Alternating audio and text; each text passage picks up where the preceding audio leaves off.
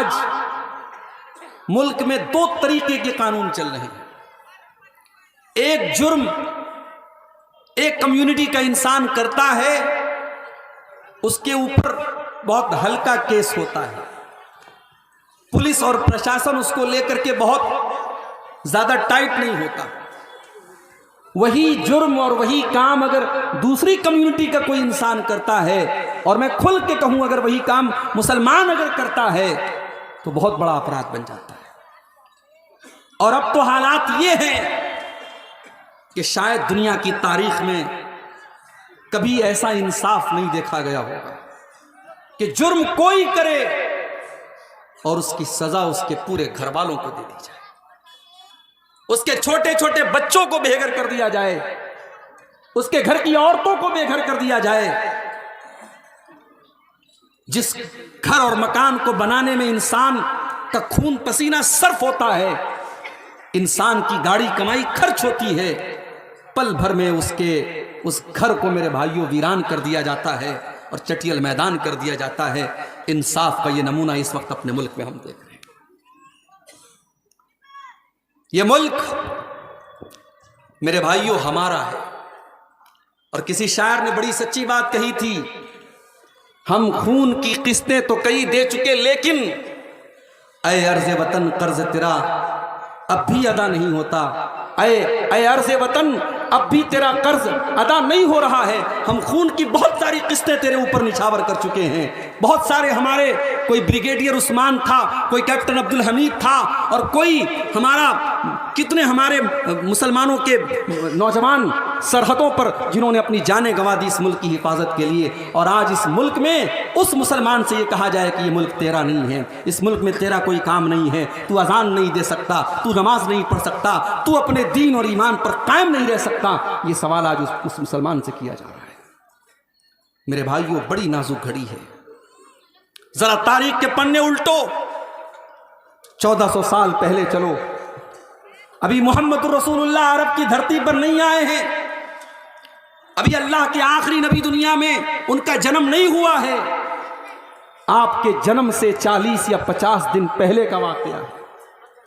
یمن کا ایک بادشاہ ہے، اس کا نام ابرہا ہے. اس کو معلوم ہوا کہ عرب کی دھرتی پر خانہ کعبہ نام کی ایک بلڈنگ ہے، ایک عمارت ہے، اور اس خانہ کعبہ کا طواف لوگ کرتے ہیں، لوگ حج کرتے ہیں، لوگ عمرہ کرتے ہیں. اس نے اپنے یمن کی راجدھانی صنعاء کے اندر ایک بہت بڑا اس نے عمارت بنوائی، اسٹرکچر بنوایا، اور حکم دیا کہ آج کے بعد یمن کے لوگ، ان کو حج کرنا ہوگا، ان کو عمرہ کرنا ہوگا، وہ خانہ کعبہ نہیں جائیں گے، وہ مکہ نہیں جائیں گے، وہ میرے اس بنائے ہوئے گھر کا طواف کریں گے، اور یہاں آ کر کے وہ اپنی عبادت کریں گے. وہ ابرہا عیسائی تھا، کرسچین تھا، لیکن خانہ کعبہ کا احترام ان مشرکوں کے دل میں بھی تھا.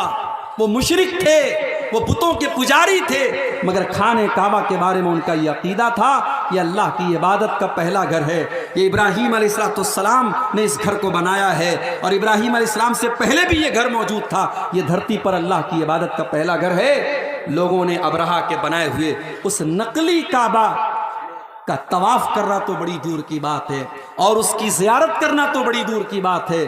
لوگوں نے اتنی انسلٹ کی کہ اس عمارت کے اندر جا کر کے انہوں نے پاخانہ کر دیا، پیشاب کر دیا، گندگی کر دی. ابرہا کو طیش آیا، غصہ آیا. اس نے یہ نہیں پتا کروایا اس میرے بنائے ہوئے اسٹرکچر میں کس نے پاخانہ کیا، کس نے پیشاب کیا، کس نے گندگی کی. اس نے کہا کہ اب میں خانہ کعبہ کو ہی مٹا ڈالوں گا، نہ رہے گا بانس نہ بجے گی بانسری. اس نے بہت بڑا لشکر تیار کیا، اور شاید دنیا کے اتہاس کا اور دنیا کی تاریخ کا یہ پہلا لشکر تھا جس لشکر میں ہاتھیوں کو استعمال کیا گیا.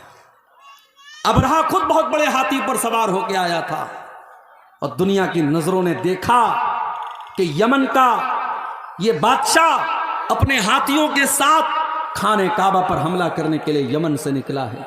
اور جب مکہ کی سرحدوں میں داخل ہوا، اس کے سپاہیوں نے کچھ اونٹوں کو پکڑ لیا. کچھ اونٹ تھے وہاں پر، ان اونٹوں کو پکڑ لیا اور ان اونٹوں کو اپنا بنا لیا۔ وہ اونٹ کس کے تھے؟ وہ اللہ کے رسول کے دادا عبد المطلب کے اونٹ تھے۔ عبد المطلب کو پتا چلا ابرہہ کے سپاہیوں نے میرے اونٹوں کو پکڑ لیا ہے۔ عبد المطلب آتے ہیں اور ابرہہ سے کہتے ہیں ابرہہ میرے اونٹ مجھے واپس کر دو۔ ابرہہ کو معلوم تھا عبد المطلب خانہ کعبہ کے متولی ہیں، خانہ کعبہ کی چابی ان کے پاس رہتی ہے۔ اے عبد المطلب میں تو تمہیں بہت نیک انسان، بہت اچھا انسان سمجھتا تھا، تم تو بہت میرے معیار سے بہت کمتر نکلے۔ اے عبد المطلب تمہیں معلوم ہے میں یمن سے چل کر کے تمہارے خانہ کعبہ کو گرانے آیا ہوں، جس خانہ کعبہ کو تم اللہ کا گھر مانتے ہو، جس خانہ کعبہ کو تم اتنا احترام کرتے ہو کہ تم اس کا طواف کرتے ہو اور حج اور عمرہ کرتے ہو۔ اے عبد المطلب اس خانہ کعبہ کی تم کو کوئی چنتا نہیں ہے اور تم اپنے اونٹوں کو میرے پاس لینے کے لیے آئے ہو، اس کا مطلب یہ ہوا کہ تمہیں اپنے اونٹوں سے زیادہ پیار ہے، تمہیں خانہ کعبہ سے کوئی پیار نہیں ہے۔ اب ذرا جواب سننا عبد المطلب کا۔ عبد المطلب مسلمان نہیں تھے، اسی اپنے خاندان کے مذہب پر تھے، اپنے باپ دادا کے مذہب پر تھے، بت پرستی والے مذہب پر تھے، اسلام پر نہیں تھے وہ۔ لیکن انہوں نے جو جواب دیا ہے وہ جواب بڑا معقول جواب تھا۔ کہا کہ اے ابرہہ میں اونٹوں کا مالک ہوں، اونٹوں کی حفاظت میرے ذمے تھی، اس لیے میں اپنے اونٹ لینے آیا ہوں۔ جہاں تک خانہ کعبہ کی بات ہے، ان لہو ربن یحمیہ، اس خانہ کعبہ کا ایک پروردگار ہے، ایک رب ہے، وہ اپنے گھر کی حفاظت کرنا جانتا ہے، مجھے اس کی چنتا کرنے کی ضرورت نہیں۔ اور پھر چشم فلک نے وہ منظر بھی دیکھا، ابرہہ اپنے ہاتھیوں سے جب اشارہ کرتا ہے، ہاتھی شام کا رخ کرنے کے لیے تیار ہے، ہاتھی جو ہے یمن کی طرف واپس جانے کے لیے تیار ہے، ہاتھی تینوں ڈائریکشن میں جانے کے لیے تیار ہے، مگر ہاتھی کو جب یہ کہا جاتا ہے تو خانہ کعبہ کی طرف چل، ہاتھی 1 انچ چلنے کے لیے تیار نہیں، 1 انچ ہاتھی آگے بڑھنے کو تیار نہیں۔ اس کے بعد دنیا کی نظروں نے یہ دیکھا ہاتھیوں پر آئے ہوئے اس لشکر کا خاتمہ کرنے کے لیے اللہ تعالیٰ نے بارود نہیں برسایا، اللہ تعالیٰ نے توپ کے گولے نہیں برسائے، اللہ تعالیٰ نے فرشتوں کی فوج کو نہیں بھیجا، بلکہ اللہ نے کیسے اپنا عذاب نازل فرمایا؟ الم تر کیف فعل ربک باصحاب الفیل۔ اے نبی کیا آپ نے دیکھا کہ اللہ تعالیٰ نے ہاتھی والوں کے ساتھ کیا کیا؟ الم یجعل کیدہم فی تضلیل۔ اے نبی وہ تو بہت بڑی بڑی چالیں اور بہت بڑی بڑی پلاننگ بنا کر کے آئے تھے، اللہ نے ان کی ساری پلاننگ کو ناکام کر دیا۔ وَأَرْسَلَ عَلَيْهِمْ طَيْرًا أَبَابِيلَ، اور اللہ تعالیٰ نے ان کے اوپر چڑیوں کا جھنڈ بھیج دیا، چھوٹی چھوٹی چڑیاں ان کے اوپر بھیج دی، تَرْمِيهِمْ بِحِجَارَةٍ، جو اپنے چونچ میں اور اپنے پنجوں میں چھوٹی چھوٹی چنے کے برابر کی کنکریاں ان کے اوپر گراتی چلی جاتی تھی، اور وہ چھوٹی چھوٹی کنکریاں ایٹم بم بن کر کے ان کے اوپر برستی چلی جاتی تھی، جس کے اوپر وہ پتھر گرتا تھا، وہ کنکری گرتی تھی، وہ وہیں پر مر کر کے ختم ہو جاتا تھا۔ فَجَعَلَهُمْ كَعَصْفٍ مَّأْكُولٍ، اللہ تعالیٰ کے حکم سے وہ اتنے بدبختی کے ساتھ ان کا خاتمہ ہوا، کعصف معقول، جیسے کھایا ہوا چارہ ہو، جیسے گائے اور بکری کو آپ نے دیکھا ہوگا جب وہ چارہ کو کھا لیتا ہے اور کبھی کبھی اس کے منہ سے وہ بچا ہوا چارہ نکلتا ہے، اس چارے کی طرح ان کی ڈیڈ باڈی پڑی تھی، ان کی سڑی ہوئی لاشیں پڑی تھی، ان کی ٹوٹی پھوٹی لاشیں پڑی تھی۔ اللہ کو اپنے گھر کو بچانا تھا تو اس نے پرندوں کو بھیجا تھا، چھوٹی چھوٹی چڑیوں کو بھیجا تھا۔ میرے بھائیوں آج کیوں نہیں آ رہا ہے پرندوں کا لشکر؟ آج کیوں نہیں آ رہی اللہ کی مدد؟ کیا یہ سوال ہمارے اور آپ کے دماغ میں نہیں پیدا ہوتا؟ بالکل پیدا ہوتا ہے۔ اور جو نظم میں نے پڑھی ابھی آپ کے سامنے خطبے کے بعد، اس نظم کے آخری شعر میں بھی یہی شکوہ کیا ہے شورش کاشمیری نے۔ حق پرستوں کی اگر کی تو نے دل جوئی نہیں، تانا دیں گے بت کے مسلم کا خدا کوئی نہیں۔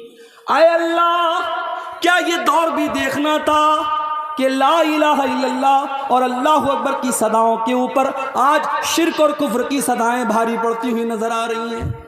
اے اللہ، آج تیرے گھر کے اوپر، تیری مسجد کے اوپر، تیری عبادت خانے کے اوپر اے اللہ آج شرک کے اڈے بنائے جا رہے ہیں، اے اللہ بت خانے بنائے جا رہے ہیں۔ اے اللہ، کیا یہ دن بھی دیکھنا تھا حق پرستوں کی؟ اے اللہ، اگر تو نے مدد نہ کی، کل دنیا کہے گی مسلمانوں تمہارا خدا کہاں چلا گیا۔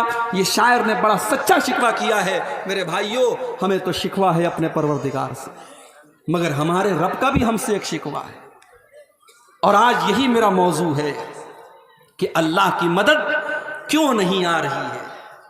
کون سی ایسی چیزیں ہیں جس کی وجہ سے آج اللہ کی مدد نہیں آ رہی ہے؟ دعاؤں میں تو کوئی کمی نہیں ہو رہی ہے، یہاں سے لے کر مکے تک دعائیں ہو رہی ہیں، امام حرم دعا کر رہے ہیں، تہجد میں نہ جانے کتنے مسلمان دعائیں کر رہے ہیں، دعائیں تو بہت ہو رہی ہیں، دعاؤں میں اثر کیوں نہیں ہے؟ میرے بھائیوں، اللہ کی مدد کیوں نہیں آ رہی؟ اس سوال کا جواب قرآن میں دیکھو، جو آیت کریمہ میں نے آپ کے سامنے پڑھی ہے سورہ محمد کی آیت ہے، اور اللہ تعالیٰ اس آیت میں اپنے نبی کے صحابہ سے کہہ رہا ہے، یا ایھا الذین آمنوا ان تنصروا اللہ ینصرکم ویثبت اقدامکم۔